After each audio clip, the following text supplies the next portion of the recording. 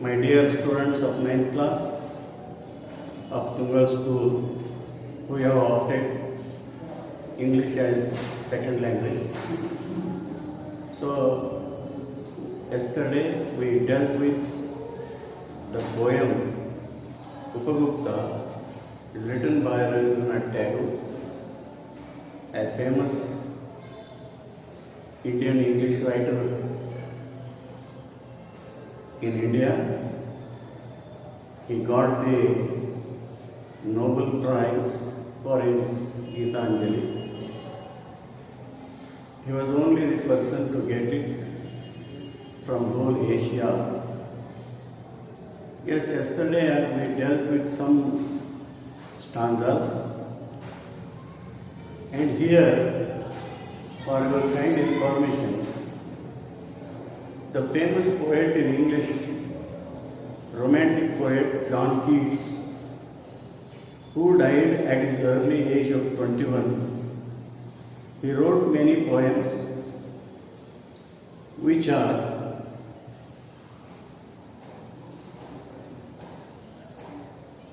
famous in India as well as in European countries. He had the sense of beauty. He had already defined the beauty in his own poem. There is one, a Grecian urn. In Grecian urn, there are two ideas of the same coin cliche. One side there are lovers who are romantic, and another side are pious people who sacrificed everything, and this is what the poet John Keats says in his poem, and also he gave the message at the end of the poem that the beauty is truth, truth is beauty, a thing of beauty is joy forever. You will have some lines here I have written on the board here. A thing of beauty is joy forever. This philosophical statement means that the real beauty of a thing lies on its permanence, and that is only the ultimate beauty in this world. The ultimate beauty in this world is truth, which never perishes. The remaining, though they seem to be beautiful, is not really beautiful as they are perishable. Only the truth will remain forever in this world. The outer beauty of human being or any other beauty will not remain forever. They are always perishable. Here is the story where you will find that Upagupta, Upagupta was the disciple of Buddha. One day he was sleeping beside Mathura walls on the dusty road. The lamps were all out and the doors nearby were shut. Stars were all hidden because of the murky sky in the month of August. Here a lady whose feet were those tinkling with anklets, touching his breast of a suddenly the sleeping dark Upagupta heard the sound of twinkling anklets. He woke up startled, and light from a woman lamp struck his forgiving eyes. The lady was carrying a lamp in her hand, The light of that lamp struck the eyes of Upagupta, an ascetic. His eyes were like, you see, full of kindness, forgiving always. Kshama guna idam dharmam. It was the dancing girl, starred with jewels. She was shining with jewels. Her whole head, her hair studded with some jewels. They were shining. She was wearing pale blue mantle, a loose cloth, drunk with the wine of the youth, wine of her youth. I have already explained to you in Kannada yesterday. Once again, here, ಉಪಗುಪ್ತನು ಬುದ್ಧನ ಒಬ್ಬ ಒಳ್ಳೆಯ ಶಿಷ್ಯ. ಆತನು ಒಂದು ದಿನ ಮಥುರೆಯ ಒಂದು ಗೋಡೆಯ ಬದಿಯಲ್ಲಿ ಒಂದು ಧೂಳಿನಲ್ಲಿ ಮಲಗಿಕೊಂಡಿದ್ದ. ಅಲ್ಲಿ ಎಲ್ಲ ದೀಪಗಳು ಆರಿದ್ದವು. ಸಮೀಪದಲ್ಲಿರುವ ಎಲ್ಲ ಮನೆಗಳ ಬಾಗಿಲುಗಳು ಮುಚ್ಚಿದ್ದವು. ಆಕಾಶದಲ್ಲಿ ಎಲ್ಲ ನಕ್ಷತ್ರಗಳು ಅಡಗಿಕೊಂಡಿದ್ದವು. ಯಾಕೆಂದರೆ ಅದು ಆಗಸ್ಟ್ ಒಂದು ತಿಂಗಳಿನ ಮಬ್ಬಾದ ಆಕಾಶದಲ್ಲಿ ಮೋಡ ತುಂಬಿದ ಆಕಾಶ. It's full of dark clouds. All the stars were all hidden. ಅಂಥ ಒಂದು ಸಮಯದಲ್ಲಿ ಒಬ್ಬ ಮಹಿಳೆ, ಸುಂದರವಾದಂಥ ಮಹಿಳೆ, ತನ್ನ ಕಾಲು ಗೆಜ್ಜೆಯ ಸಪ್ಪಳ ಮಾಡುತ್ತಾ ಬಂದಾಗ ಅದು ಅವನಿಗೆ ಕೇಳಿತು. ಕೇಳಿದಾಗ ಆತ ಸ್ವಲ್ಪ ಕಕ್ಕಾಬಿಕ್ಕಿಯಾದ, ಸ್ವಲ್ಪ ಗಾಬರಿಯಾದ. ಯಾಕಂದರೆ ಆ ಮಹಿಳೆಯ ಒಂದು ಕೈಯಲ್ಲಿರುವಂಥ ದೀಪ ಅವನ ಕಣ್ಣುಗಳ ಮೇಲೆ ಬಿದ್ದಾಗ ಆ ಕಣ್ಣುಗಳು ಪೂರ್ಣ ಕರುಣೆಯಿಂದ ತುಂಬಿದಂಥ ಕಣ್ಣುಗಳು, ಕ್ಷಮೆಯನ್ನು ಕೊಡುವಂಥ ಕಣ್ಣುಗಳು ಅವನು ವರ್ಣನೆಯಲ್ಲಿ ನೋಡ್ತೀವಿ ನಾವು. ಇಟ್ ವಾಸ್ ಅವಳು ಯಾರು? It was the dancing girl, starred with jewels, wearing a pale blue mantle, drunk with the wine of her youth. ಇಲ್ಲಿ ಮಹಿಳೆ ಹೇಗಿತ್ತು? ಅವಳ ತಲೆಯಲ್ಲೆಲ್ಲ ಆಭರಣಗಳನ್ನು ಹೊಂದಿದ್ದು, ಅವೆಲ್ಲ ಮಿಚ್ತಾ ಇದ್ದು. ಅಂತ ಬೆಳಕಿನಲ್ಲಿ ಒಂದು ನೀಲಿ ಬಣ್ಣದ, ಮಂದವಾದ ನೀಲಿ ಬಣ್ಣದ ಬಟ್ಟೆಯನ್ನು ಕೊಟ್ಟಿದ್ದು. ಅವಳ ತಾರುಣ್ಯದಿಂದ ಆ ತಾರುಣ್ಯದ ನಿಶೆಯಲ್ಲಿ ಇದ್ದ ಹಾಗೆ ಕಾಣಿಸ್ತಾ ಇತ್ತು. ತಾರುಣ್ಯನು ಕೊನೆಯದಲ್ಲ. She lowered her lamp and saw the young face. ಅವಳು ತನ್ನ ಕೈಯಲ್ಲಿದ್ದಂಥ ದೀಪವನ್ನು ಕೆಳಗೆ ಮಾಡಿ ಅವನ ಮುಖದ ಮೇಲೆ ನೋಡಿದ್ಲು, ಅವನ ಮುಖವನ್ನು ನೋಡಿದ್ಲು. ಆ ಮುಖ ಹೇಗಿತ್ತಂದ್ರೆ ಆಸ್ಟರ್ಲಿ ಬ್ಯೂಟಿಫುಲ್ ಅಂತ. ಆಸ್ಟರ್ಲಿ ಅಂದರೆ ಸಿಂಪಲ್, ಮುಖ ಮುಗ್ಧವಾದಂಥ ಮುಖ, ರಿಫ್ಲೆಕ್ಟಿಂಗ್. ಹೇಗೆ ಅವಳು ಆ ಒಂದು ಪ್ರತಿಬಿಂಬ ಹೊರಗೆ ಬರ್ತಾ ಇತ್ತು. ಅವಳ ಸೌಂದರ್ಯ ಅಷ್ಟು ಸುಂದರನಾದಂಥ ಆ ಒಂದು ತಪಸ್ವಿ ಅವನ ಮುಖ ನೋಡಿದ್ರು. His face was very beautiful. When she lowered the lamp to see who the person was sleeping there, ಆವಾಗ ಅವನು ಕಣ್ಣು ತೆರೆದಾಗ "Forgive me, young ascetic," said the woman. ನನ್ನನ್ನು ಕ್ಷಮಿಸಯ್ಯ ತರುಣ ತಪಸ್ವಿಯೇ, ನನ್ನನ್ನು ಕ್ಷಮಿಸು. ಯಾಕಂದರೆ ನಾನು ನಿನ್ನ ನಿದ್ರೆಯನ್ನು ಹಾಳು ಮಾಡಿದೆ, ಅದಕ್ಕಾಗಿ ನನ್ನನ್ನು ಕ್ಷಮಿಸಪ್ಪ. ಅಶ್ಯೂರ್ಲಿ ಹಿ ವಾಸ್ ಆಸ್ಟರ್ಲಿ ಬ್ಯೂಟಿಫುಲ್. ಬಹಳ ಸುಂದರ ಇವನ ಮುಖ. "Forgive me, young ascetic," said the woman graciously.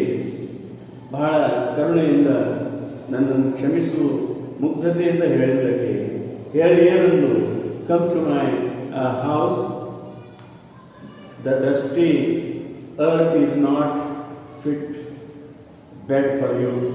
ನೋಡ್ರಿ, ಆ ಮುಖವನ್ನು ನೋಡಿ ಅವಳು ಆಕರ್ಷಿತಳಾದಳು. She was attracted towards the great beauty of that ascetic. So she wanted to take him to her house. She requested him graciously and asked him to come to her house. And also remarked that dusty earth on which he was sleeping, it was not fit bed for him. She remarked. The ascetic answered. So the ascetics and the great people, even Swami Vivekananda, some woman asked him in Chicago when he delivered a lecture there. There was a conference of all philosophers all over the world assembled there. That lady attracted towards the speech of Vivekananda. She asked him that she wanted a son like him. It means that Vivekananda should go with her and enjoy her. But whereas Vivekananda told her that consider me as your own son. ನೋಡ್ರಿ, ಎಷ್ಟು ಸುಂದರವಾದಂಥ ಮಾತು. ನಿಮ್ಮಂಥ ಒಂದು ಮಗನನ್ನು ಪಡಿಬೇಕಂತ ಮಾಡೀನಿ ಅಂತ ಮಹಿಳೆ ಅಂದಾಗ ವಿವೇಕಾನಂದರು ಹೇಳಿದರು, ನನ್ನನ್ನೇ ನಿನ್ನ ಮಗುವನ್ನಾಗಿ ಮಾಡಿಕೋ ಅಂತ ಹೇಳಿದಾಗ ಇಂಥ ಒಬ್ಬ ತತ್ವಜ್ಞಾನಿ ನಮ್ಮ ಭಾರತ ದೇಶದಿಂದ ಹೋದ. He has opened the philosophical ideas of India to the westerners. ನಮ್ಮ ಭಾರತ ದೇಶ ಎಷ್ಟು ಶ್ರೇಷ್ಠವಾದದ್ದು ಅನ್ನೋದನ್ನು ಅವರಲ್ಲಿ ತಿಳಿಸಿ ಹೇಳಿದಾಗ ಜನರಲ್ಲಿ ಮೂಡಿತು, ಈ ದೇಶ ಗುಲಾಮರ ದೇಶ ಅಲ್ಲಿದು, ಈ ದೇಶದಲ್ಲಿ ಎಲ್ಲ ಈ ಸಂಸ್ಕೃತಿ ತುಂಬಿಕೊಂಡಿದೆ ಅಂತೇಳಿ ಎಲ್ಲರಿಗೂ ಅನಿಸ್ತು. ಇಲ್ಲಿನೂ ಈತ ದ ಅಸೆಟಿಕ್, ಇಲ್ಲಿ ಈ ತಪಸ್ವಿ ಹೇಳಿದ, ಏನಂತ ಹೇಳಿದ, ನೀನು ಹೋಗಮ್ಮ. The young ascetic answered, woman go on your way, ನಿನ್ನ ಹಾದಿ ಬಿಟ್ಟರೆ ನೀನು ಹೋಗಿಬಿಡಮ್ಮ. You are not necessary for me, ನಿನ್ನ ಕೆಲಸಕ್ಕೆ ನೀನು ಹೋಗಿಬಿಡು ಅಂತ ಹೇಳಿ. When the time is right I will come to you. ಯಾವಾಗ ಈ ಒಂದು ಸಮಯ ಹಣ್ಣಾಗ್ತದ, ಯಾವಾಗ ಸಮಯ ಬರ್ತದ, ಆವಾಗ ನಾನು suddenly the black night showed it's teeth. ಈಗ ಅನ್ನೋದ್ರೊಳಗಡೆ ಆ ಒಂದು ಕತ್ತಲೆಯ ರಾತ್ರಿ ಅಲ್ಲಿ ಮಿಂಚು ಅದು ತನ್ನ ಹಲ್ಲನ್ನು ತೆರೆದಂತೆ ಕಾಣಿಸಿತು ಅಂತನ್ನಾಗ ಇಲ್ಲಿ ಒಂದು ಅಲಂಕಾರ ಉಪಯೋಗ ಮಾಡಿದ್ದಾರೆ. Here is A figures of speech, that is personification in a dash of lightning. ಅಲ್ಲಿ ಮಿಂಚು ಆ ಆಕಾಶ ಬಾಯಿ ತೆರೆದಂತೆ ತನ್ನ ಹಲ್ಲುಗಳು ತೋರಿಸಿದಂತೆ ಅನಿಸಿತು ಅಂತ ಇಲ್ಲಿನೂ ಒಂದು ಉಪಮಾನ ಅಲಂಕಾರ ನಾವು ಅನುಭವಿದೆ. The woman trembled in fear of some unknown danger. ಯಾವುದೋ ಒಂದು ಅಪಾಯದ ನೆನಪಾಯಿತು ಅವಳಿಗೆ. ಸಾಮಾನ್ಯವಾಗಿ ಪಾಪಿಗಳು ಯಾವಾಗಲೂ ಭಯದಲ್ಲಿ ಇರ್ತಾರೆ ಅಂತ. The person who has a purity of mind, a purity of heart, a purity of soul is there, he won't fear anybody. ಆದರೆ ಯಾರು ಪಾಪಿಸ್ಟರು ಇರ್ತಾರೆ, who is always committing sins, he is always in fear. ಯಾವಾಗಲೂ ಅವರು ಅಂಜಿಕೆ ಭಯದಲ್ಲಿ ಇರ್ತಾರೆ. ಏನಾಗ್ತದೆ ಏನೋ ಹೆಜ್ಜೆಗೂ ಭಯದ ಒಂದು they experience the fear step by step. ಇಲ್ಲಿವರೆಗೆ ನಾವು ನಿನ್ನೆ ನೋಡಿದ್ದೀವಿ. ಇವತ್ತು A year has not yet passed. ಆ ವರ್ಷ ಇನ್ನೂ ಕಳೆದಿರಲಿಲ್ಲ. It was evening of a day in April. April ತಿಂಗಳ ಒಂದು ಸಂಜೆ. ಅದು ಏಪ್ರಿಲ್ನಲ್ಲಿ ಸಾಮಾನ್ಯವಾಗಿ ನಾವು ಇಲ್ಲಿ ವಸಂತ ಋತು ಅಂತೀವಿ. ಬಹಳ ಸುಂದರ ಇರ್ತದೆ ನಿಸರ್ಗ. ಎಲ್ಲ ಕಡೆಗೆ ಹಸಿರು ಹಸಿರಾಗಿ ನಾವು ನೋಡ್ತೀವಿ. ಎಲ್ಲ ಕಡೆ ಹೂವು ಗಿಡಗಳು, ಚಿಗುರು ಎಲೆಗಳು ಹೊರಬಂದಿರ್ತಾವ. ಸುಂದರವಾಗಿ ಕಾಣಿಸ್ತದೆ ನಿಸರ್ಗ. ಅಂಥ ಒಂದು ಸಮಯದಲ್ಲಿ ಇನ್ ಸ್ಪ್ರಿಂಗ್ ಸೀಸನ್, ಆ ವಸಂತ ಋತುವಿನಲ್ಲಿ, the branches of the wayside trees were full of blossom. ನೋಡ್ರಿ, ಹಾದಿಗುಂಡ ಇರುವಂಥ ಎಲ್ಲ ಗಿಡಗಳಲ್ಲಿ ನಾವು ಮೊಗ್ಗುಗಳನ್ನು, ಅರಳಿದ ಎಲೆಗಳನ್ನು, ಅರಳಿದ ಹೂಗಳನ್ನು ನಾವು ನೋಡ್ತೀವಿ. ನಿಸರ್ಗವೇ ಒಂದು ಮದುಮಗಳ ಗದ್ದೆ ನಮಗೆ ಸುಂದರವಾಗಿ ಕಾಣಿಸಕ್ಕೆ ಶುರು ಮಾಡ್ತದೆ. ಅಂಥ ಒಂದು ಸೌಂದರ್ಯ ನಿಸರ್ಗದಲ್ಲಿ ಇದೆ. ಅದು ಬಾಡಬಹುದು ಹೂವು, ಮತ್ತೆ ಮರುದಿನ ನಿಸರ್ಗ ನಮಗೆ ಹೊಸ ಹೂವನ್ನು ಕೊಡ್ತದೆ. ಅದಕ್ಕೆ ನಿಸರ್ಗದಲ್ಲಿರುವಂಥ ಯಾವ ವಸ್ತುಗಳು ಪೂರ್ಣವಾಗಿ ನಾಶವಾಗುವುದಿಲ್ಲ. They are not perishable. They are imperishable, the opposite word. So, ಇಲ್ಲೇನು ಹೇಳ್ತಾರೆ, the branches of the wayside trees full of blossoms, gay notes of the flute, the notes of the flute, they are melodiously came floating in the warm spring air. From afar, ದೂರದಿಂದ ಆ ಒಂದು ಕೊಳಲಿನ ನಾದ ಅದು ಹೇಗೆ ಬಹಳ ಮಧುರವಾಗಿ ತೇಲುತ್ತಾ ಈ ಒಂದು ವಸಂತ ಋತುವಿನ ತಣ್ಣಗಾದ ಒಂದು ಹಿತವಾದ ಗಾಳಿಯಲ್ಲಿ ಅದು ಬರ್ತಾ ಇತ್ತು. ಅಲ್ಲಿ ಫ್ಲೋಟಿಂಗ್ ಯಾವುದು ಫ್ಲೂಟ್ ಅಂದರೆ ಕೊಳಲಿನ ನಾದ ಆ ಒಂದು ಸ್ಪ್ರಿಂಗದ ಗಾಳಿಯಲ್ಲಿ, ಆ ವಸಂತ ಋತುವಿನ ಗಾಳಿಯಲ್ಲಿ ತೇಲುತ್ತಾ ದೂರದಿಂದ ಬರ್ತಾ ಇತ್ತು. ನೋಡಿ, ಸುಂದರವಾದಂಥ ವರ್ಣನೆಯಲ್ಲಿ ನಾವು ನೋಡ್ತೀವಿ. The branches of the wayside trees were full of blossoms, gay notes of the flute came floating in the warm spring air from afar, ದೂರದಿಂದ. ಇದು ಸ್ಟಾಂಜಾ ತಿಳಿದಿರುತ್ತೆ. Upagupta passed through the city gates. ಪಟ್ಟಣದಿಂದ ಆತ ಪಟ್ಟಣದ ಒಂದು ಮಹಾದ್ವಾರದಿಂದ ಬರ್ತಾ ಇದ್ದ. ಉಪಗುಪ್ತ ಬಂದ ಹೊರಗೆ. ಇವರು ಭಿಕ್ಷುಗಳು ಯಾವಾಗಲೂ ಭಿಕ್ಷೆಯನ್ನು ಬೇಡಿ ತಮ್ಮ ಹೊಟ್ಟೆಯನ್ನು, ತಮ್ಮ ಉದರವನ್ನು ತುಂಬಿಕೊಳ್ತಾ ಇರ್ತಾರೆ. And stood at the base of the rampart. ಒಂದು ದೊಡ್ಡ ಕಟ್ಟೆಯ ಮೇಲೆ ಆತ ಬಂದು ಕುಳಿತುಕೊಂಡ. This Upagupta, the ascetic, he came out of the gate. ಆ ಗೇಟ್ನಿಂದ ಹೊರಗೆ ಬಂದ. and sat on a rampart. ಅಲ್ಲಿ ಒಂದು ದೊಡ್ಡ ಕಟ್ಟೆಯ ಮೇಲೆ ಕುಳಿತುಕೊಂಡ. Was that a woman lying at his feet in the shadow of the mango grove? ಮಾವಿನ ಗಿಡಗಳ ನೆರಳಿನಲ್ಲಿ ಇವನ ಕಾಲ ಮೇಲೆ ಅವಳು ಬಂದ ಅಲ್ಲಿ ಬಿದ್ದಿದ್ದು ಅಂತ. ಇವನ ಕಾಲುಗಳ ಸಮೀಪದಲ್ಲಿ ಅವನ ಕಾಲ ಮೇಲೆ ಬಿದ್ದಿದ್ದು ಯಾರು? ಅದೇ ಮಹಿಳೆ, the beautiful woman who was proud of her own beauty. She invited this ascetic to her house, but whereas he rejected her request and said that a woman should go in your own way, he didn't go, or he rejected the invitation. And what happened, you see, a year has not yet passed. ಒಂದು ವರ್ಷನೂ ಕಳೆದಿರಲಿಲ್ಲ. ಇಂಥ ಪರಿಸ್ಥಿತಿ ಅವಳಿಗೆ ಬಂತು. ಅವಳನ್ನು ಹೊರಗೆ ಹಾಕಿದ್ರು. ಏನು ನೆಕ್ಸ್ಟ್ ಇದ್ರೊಳಗೆ ನೋಡ್ರಿ, struck with the black ಪೆಸ್ಟಿಲೆನ್ಸ್.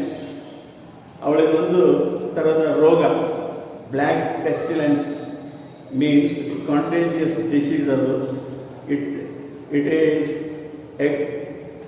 This disease will attack a person when they get the contact. ಅವರ ಸಂಪರ್ಕದಿಂದ ಬರುವಂತಹ ಇದೊಂದು ರೋಗ, ಬ್ಲ್ಯಾಕ್ ಪೆಸ್ಟಿಲೆನ್ಸ್.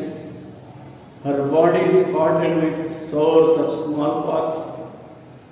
ಅವಳ ಮುಖದ ಮೇಲೆ ಎಲ್ಲ ಕಡೆಗೆ, ಶರೀರದ ಎಲ್ಲದ ಕಡೆಗೆ ಗುಳ್ಳೆಗಳಾಗಿದ್ದು ಸ್ಮಾಲ್ ಪಾಕ್ಸ್, ಮೈಲಿ ಬೇನೆ ಅಂತೀವಿ ನಾವು. She was hurriedly driven away from the town. ಅವಳನ್ನು ಪಟ್ಟಣದಿಂದ ಹೊರಗೆ ಹಾಕಲ್ಪಟ್ಟಳು ಆಕಿ. ಇಂಥ ರೋಗ ಯಾವ ರೋಗ ಇದು? ಸಂಪರ್ಕದಿಂದ ಬರುವಂಥ ರೋಗ, ಎಲ್ಲರಿಗೂ ಬರುವಂಥ ರೋಗ ಇದು. ಇವಳ ಸಂಪರ್ಕದಲ್ಲಿ ಯಾರು ಬರ್ತಾರೆ ಅವರೆಲ್ಲರಿಗೂ ಬರುವಂಥ ರೋಗಿ ಇವಳಾಗಿದ್ದರಿಂದ naturally she has been ousted from the town. ಆ ಪಟ್ಟಣದಿಂದ ಅವಳನ್ನು ಹೊರಗೆ ಹಾಕಲ್ಪಟ್ಟರು ಅಂತ. ಸೌಂದರ್ಯ ಎಲ್ಲಿ ಹೋಯ್ತಾಗಿದ್ದು?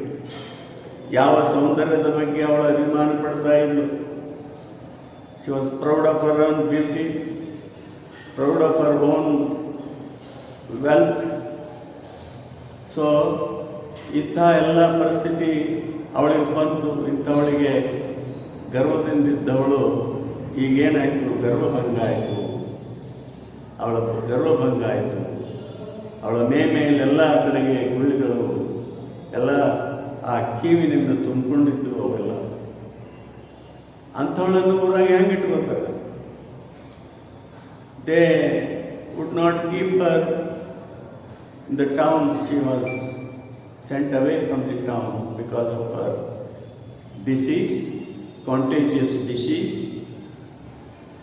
To avoid her poisonous contagion, the ascetic sat by her side, took her head on his knee. ಎಷ್ಟಾದರೂ ಇವರು ತಪಸ್ವಿಗಳು, ಇವರ ಹೃದಯವಂತರು, ಲಾರ್ಜ್ ಹಾರ್ಟೆಡ್ನೆಸ್, ವೈವೇಸಿಟಿ ಆಫ್ ಔಟ್ಲುಕ್, ವಿಶಾಲವಾದ ಒಂದು ಅವರ ಮನೋಭಾವ ಇರುವುದರಿಂದ ಅವರ ಕರುಣೆ ತುಂಬಿದ ಹೃದಯ, the sympathy of the ascetic ran towards her. Therefore he took her head on his knee, put on his knee. ಅವನು ತನ್ನ ಆ ಕೈಗಳಿಂದ ಅವಳ ತಲೆಯನ್ನು ಹಿಡಿದು ತನ್ನ ಮೊಳಕಾಲ ಮೇಲೆ, ತನ್ನ ತೊಡೆಯ ಮೇಲೆ ಇಟ್ಟುಕೊಂಡ. ಅವ್ರಿಗೆ ಯಾವ ಹೇಸಿಕೆ ಇಲ್ಲ. ಇದು ಒಂದು ಮಾನವ ಯಾವುದೋ ಪಾಪ ಮಾಡಿ ಇಂಥ ಒಂದು ಪರಿಸ್ಥಿತಿಗೆ ಬಂದಿದೆ.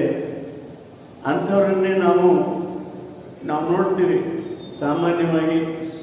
Jesus Christ always sitting among the people who have been attacked by leprosy. ಮಹಾರೋಗ ಬಂದಂಥ ಜನರ ಮಧ್ಯದಲ್ಲಿ ಕುಳಿತುಕೊಂಡು ಅವರಿಗೆ ಟ್ರೀಟ್ಮೆಂಟ್ ಕೊಡ್ತಿದ್ದ. ಇಲ್ಲಿ ಮದರ್ ತೆರೇಸಾ ನೋಡ್ತೀವಿ ನಾವು.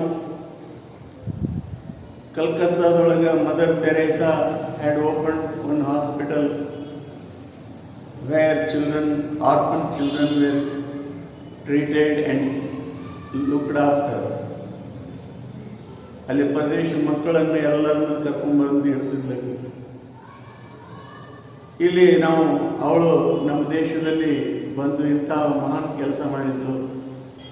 ಅವಳ ಬಗ್ಗೆ ಒಂದೇ ಮಾತಿನಲ್ಲಿ, in order to describe the personality of Mother Teresa, one word is sufficient for. She always looked at Jesus in every face of a child. ನೋಡಿ ಚಂದ, ಎಲ್ಲ ಮಕ್ಕಳ ಮುಖದಲ್ಲಿ ಆ ಜೀಸಸ್ನನ್ನು ನೋಡ್ತಿದ್ದಕ್ಕೆ.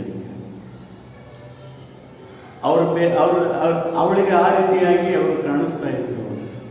ಜೀಸಸ್ ಅವನಂತೂ ಬರ್ರಿ, ಇಲ್ಲಿ ಮದರ್ ತೆರೇಸಾ ಅಂತೂ ಬರ್ರಿ, ಅಥವಾ ನಾವು ಇಲ್ಲಿ ಉಪಗುಪ್ತ ಒಬ್ಬ ಅಸೆಟಿಕ್, ಒಬ್ಬ ತಪಸ್ವಿ ಅಂತ ಬರ್ರಿ, ಆ ಮಹಿಳೆಯ ತಲೆಯನ್ನು ತನ್ನ ಮೊಳಕಾಲ ಮೇಲೆ ಕೂಡಿಸಿಕೊಂಡು He took her head on his knee and ಮುಂದೆ ಏನು ಮಾಡಿದ, ಮಾಯ್ಶ್ಚರ್ಡ್ ಹರ್ ಲಿಪ್ಸ್ ವಿತ್ ವಾಟರ್. ನೀರಿಂದ ಅವಳ ತುಟಿಗಳನ್ನು ಏನು ಮಾಡಿದ, ತೇವು ಹಸಿಯನ್ನು ಮಾಡಿದ, ನೀರು ಕುಡಿಸಿದ. ಅವಳಿಗೆ ನೀರು ಕುಡಿಸಿದ ಅಷ್ಟೇ ಅಲ್ಲ, smeared her body with sandal balm. ಈ ಸ್ಯಾಂಡಲ್ ಬಾಮ್ ಏನಿದೆ, ಶ್ರೀಗಂಧದ ಒಂದು ಬಾಮ್ ಏನಿದೆ, ಆ ಮಲಂದಂಥದ್ದು, ಅದನ್ನು ಮೈ ತುಂಬ ಶ್ರೀಗಂಧವನ್ನು ಒರೆಸಿದ ಅವಳಿಗೆ. ನೋಡ್ರಿ, ಆ ರೋಗ ನಿರೋಧಕ ಆಗಿನ ಕಾಲದಲ್ಲಿ ಶ್ರೀಗಂಧವನ್ನು ಮೇಲೆಲ್ಲ ಒರೆಸಿದ.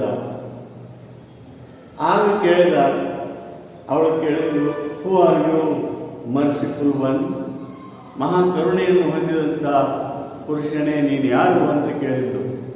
She asked who he was, ಅವನು ಯಾರು ಅಂತ ಕೇಳಿದಾಗ, asked the woman, the time at last has come to visit you.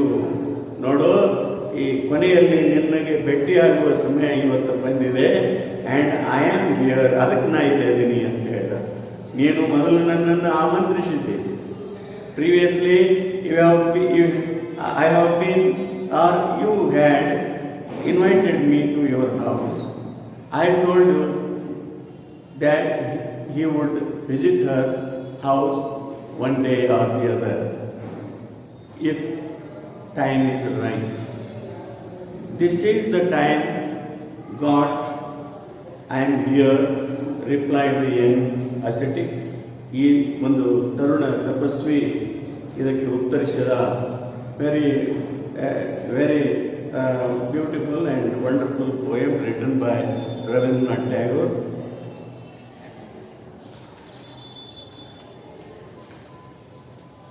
So Rabindranath Tagore, the greatest of India's modern poets, was born in an affluent or richest family in Bengal in 1861.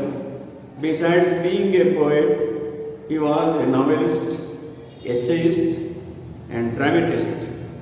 Tagore was awarded the Nobel Prize in 1913 for his book Gitanjali.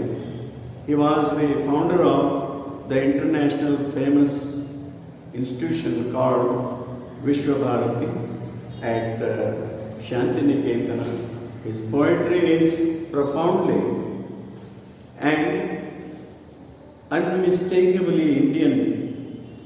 He restates the wisdom of India in verse by mingling love, friendship and music. So this is one of the best poems of Rabindranath Tagore. You may read, understand it and enjoy it. Goodbye. Thank you.